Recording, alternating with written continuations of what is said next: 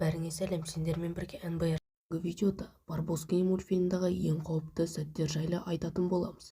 Келеңсіз жайттар кейде кішкентай ақымақтықтан ғана басталады.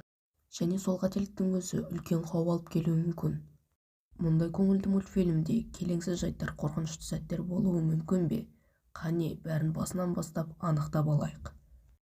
Әңгімені Малыштың қорқынышты оқиғасы бөлімінен бастайық. Былай қарап отырсақ, ешқандай қорқыныш сәттер жоқ, бірақ арасында бар.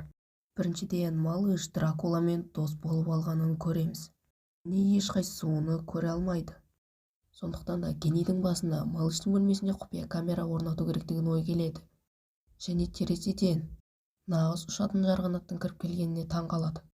Сосын кенет Дракула пайда болды. Бауырлары Малышты құтқару үшін көмектеспек болады. Және осы жерде өте қауіпті сәт болады. Дружок Дракуланы атып жібереді, бірақ оғы қисық кетіп, ол аман қалады.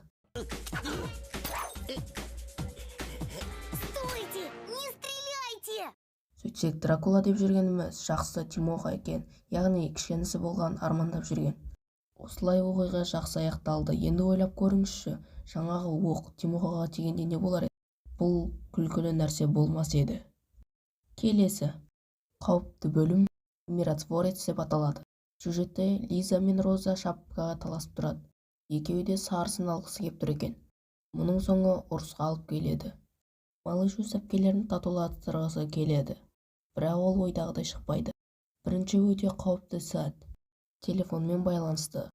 Ол шырын құйылған стаканды құлатып алды, оның ішіндегі су телефонға түсті. Телефон біртүрлі дыбыстар шығара бастады.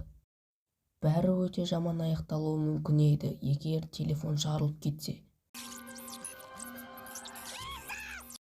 Бірінші сәт қауіпті болды, ал екінші сәт Малыштың тентектігімен байланысты.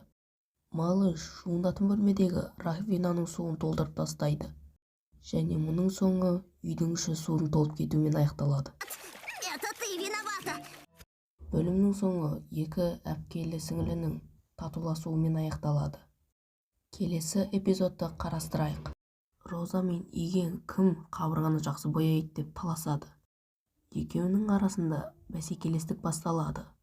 Иген өзінің ракетасын аспанға ұшырады, бірақ ол сәтсіз ұшып жерге кеп құлайды. Неде осы тұста өте қауіпті момент болды. Себебі өте үлкен ұшақ келіп, мына Розаны басына кеп құласа, не болар еді? Бұның соңы жақсылыққа апармас еді. Иә достар, мен сіздерге бүгін барынша интернет беттерінен қарап Барбоскины жайлы қорқынышты ең қауіпті сәттерді жинадым. Егер еңбегімді бағалап лайк басып арнаға тіркеліп қойсаңыздар, мен үшін үлкен мотивация болар еді. Сіздермен қоштаспаймын, сіздермен бірге болған НБР KZ.